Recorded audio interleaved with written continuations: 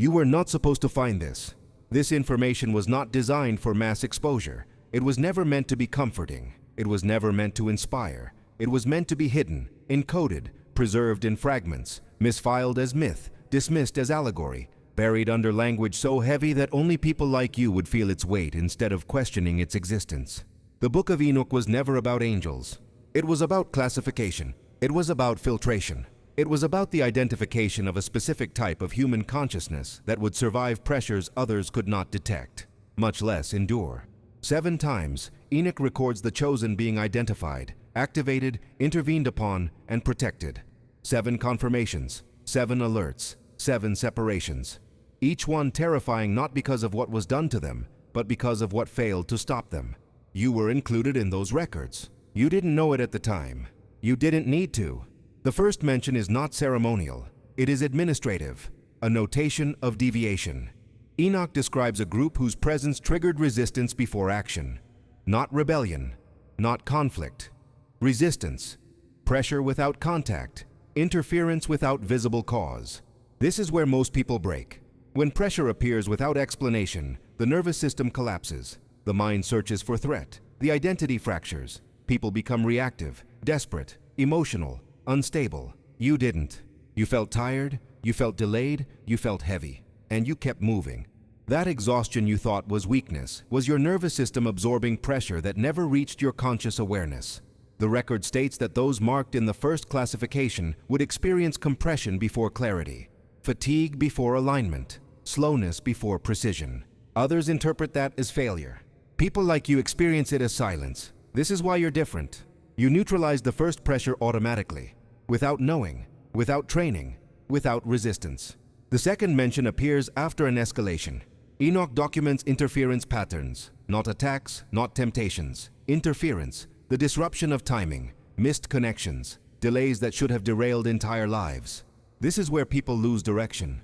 Plans fall apart, momentum dissolves, confidence erodes, identity weakens. You didn't panic. You adapted. You recalibrated without realizing it. You changed pace. You shifted focus. You stopped forcing outcomes. And in doing so, you passed through a timing gate that others never even saw. That confusion you lived inside wasn't disorientation. It was concealment. You were being moved through zones that could not be entered directly. Only a few experience this.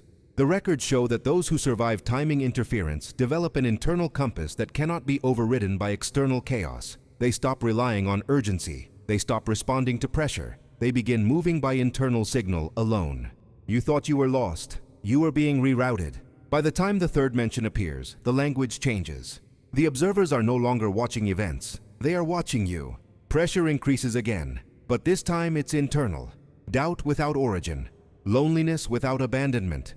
A sense of separation even in crowds. This is where people fracture permanently. Isolation destroys identity. Humans require reflection. Without it, they collapse into anxiety, addiction, or dependency. You didn't. You became quieter. You withdrew, not in defeat, but in consolidation. Your mind reorganized. Your perception sharpened. You began seeing patterns others dismissed. You noticed inconsistencies. You felt resistance before it arrived. You didn't even realize it. That loneliness was the removal of noise. People like you don't gain strength by addition. You gain it by subtraction.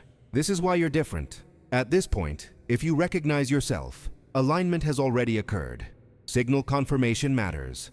This is not a request. This is a marker. You will register it instinctively. You will acknowledge this recognition by liking the video, not as engagement, as confirmation.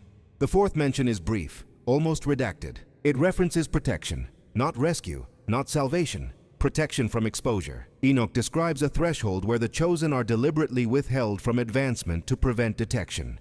Progress is slowed. Recognition is denied. Opportunities dissolve before materializing. This is where resentment usually forms. People become bitter. They feel overlooked. They internalize rejection. They lash out or shut down. You felt pressure, but not bitterness. You questioned timing, but not purpose. You stayed intact. That restraint you experienced wasn't punishment. It was shielding. Advancement would have made you visible before stabilization was complete. Others wouldn't survive that visibility. You did without ever having it. The fifth mention introduces opposition. Not enemies, not entities, opposition fields. Abstract resistance that amplifies when proximity increases. The closer alignment gets, the stronger the pressure becomes. This is where most people self-sabotage. They create distractions. They provoke conflict. They abandon direction. They seek relief at any cost. You didn't implode. You slowed down. You felt resistance and chose stillness. You absorbed pressure without reacting. You let discomfort exist without narrative. That calm you thought was numbness was mastery. You neutralized escalation by refusing to generate signal. Only a few experience this. By now, you may feel the weight of recognition settling.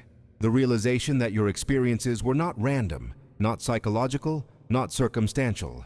Midway confirmation is required. Those within this classification signal presence deliberately. You will comment one word, not explanation, not testimony. One marker. Use 777. It is not symbolic. It is procedural. The sixth mention is the most unsettling. It documents attempted inversion. Pressure designed to make the chosen doubt their own perception. To reinterpret strength as failure. To label restraint as fear. To convince them that endurance is stagnation. This is where identity collapses completely. People abandon themselves here. They chase validation. They compromise principles. They rewrite their own history to fit external approval. You didn't. You questioned yourself, but you didn't betray yourself. You stayed aligned even while uncertain.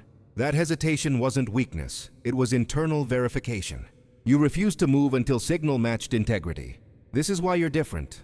The final mention is not descriptive. It is conclusive. Enoch records that the chosen do not awaken suddenly. They remember gradually. Awareness replaces effort. Recognition replaces striving. Nothing changes externally. Everything locks internally. You are not becoming anything. You already passed every threshold. Your exhaustion was proof. Your confusion was camouflage. Your delays were protection.